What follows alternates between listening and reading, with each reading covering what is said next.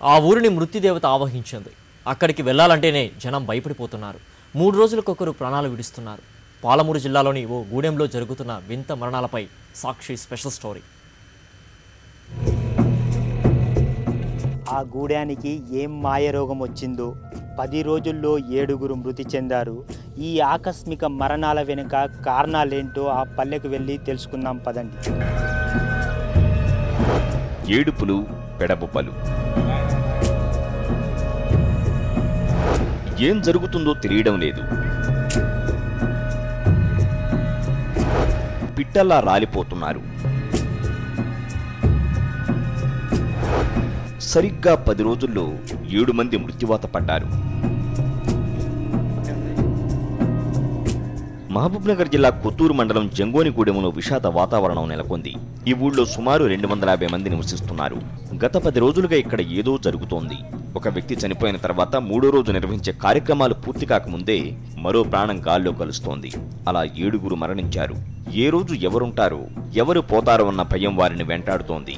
వరుసగా సంభవిస్తున్న మరణాలపై ఆ గ్రామం వణికిపోతోంది.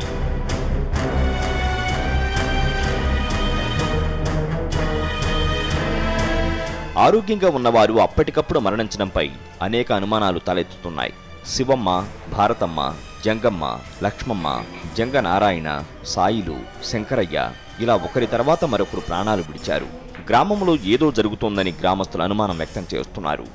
18వ తారీఖు నుంచి మొదలు పెడితే ఒకరి మూడొద్దులు నాడు మూడొద్దులు చేసి అలా ఎడబెట్టు ఇంటికి వస్తుండగానే మళ్ళీ ఇంకోరు వస్తుంది.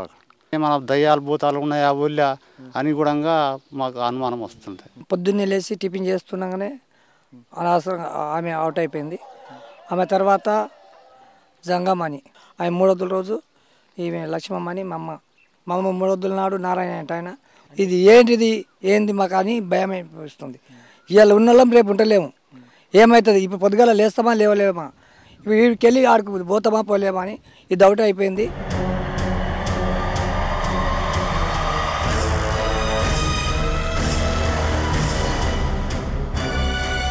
జంగోనిగూడెం ఆలయం ముందు ఉన్న చింత చెట్టును పక్షం రోజుల క్రితం నరికేశారు. చుట్టూ పిశాచాలు ఉన్నాయన్న ప్రచారం జరిగింది. చెట్టును కొట్టివేయడంతో ఆ పిశాచాలు ఊరిపై పడ్డాయనే ప్రచారం జరుగుతోంది. నిజంగా చింత చెట్టుపై పిశాచాలు ఉంటాయా? ఈ పల్లెలో చింత చెట్టును నరికివేయడంతోనే పిశాచాలు ఈ పల్లెపై పగబట్టాయా?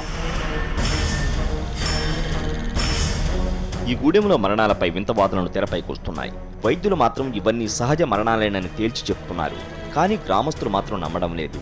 ఏదో జరుగుతోందనే అనుమానాన్ని పల్లె ప్రజలు వ్యక్తం చేస్తున్నారు. मैंने बोला काटने के लिए, अगर इसमें ऐसा हो रहा है तो पहले तो हम मरना चाहिए.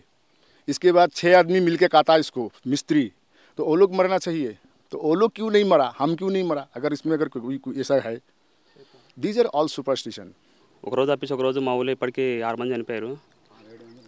మాకు ఏ కారణం అనేది ఇప్పటికీ మాకు అంతుచిక్కడం లేదు. ఇంతవరకు వచ్చారు, డాక్టర్ వచ్చారు, దానికి వాళ్ళ ఆరోగ్య పరిస్థితి అంటున్నారు. మరి కానీ కొంతమంది ఏమో వాసులే అంటారు, కొంతమంది ఏమో చెట్టు కొట్టేసినందుకు దుశ్శక్తులు అంటారు. మాకు ఏ విధంగా అనేది మాకు అంత చిక్కడం లేదు. అది ఏదో మాయరోగం వచ్చిందంటూ కొందరు, ఊరికి ఏదో అనర్థం దాపురించిందని మరికొందరు వాదిస్తున్నారు. కల్తీ కల్లు కారణంగానే మరణిస్తున్నారని ఇంకొందరు చెప్తున్నారు. మొత్తానికి ఇలా వరుస పెట్టి మరణాలు సంభవిస్తుంటే రోగమేదో తెలియక సతమతమవుతున్నారు గ్రామస్తులు. ఆకస్మిక మరణాలకు ఇకనైనా పులి స్టాప్ పడాలని ఈ పల్లె ప్రజలు కోరుకుంటున్నారు. అంతుచిక్కని మరణాల గుట్టు విప్పి ఈ పల్లె ప్రజలకు భరోసా కల్పించాల్సిన అవసరం ఎంతైనా ఉంది. వీడియో జర్నలిస్ట్ వెంకట్తో విక్రమ్, సాక్షి న్యూస్, మహబూబ్ నగర్ జిల్లా షాద్ నగర్ నుంచి.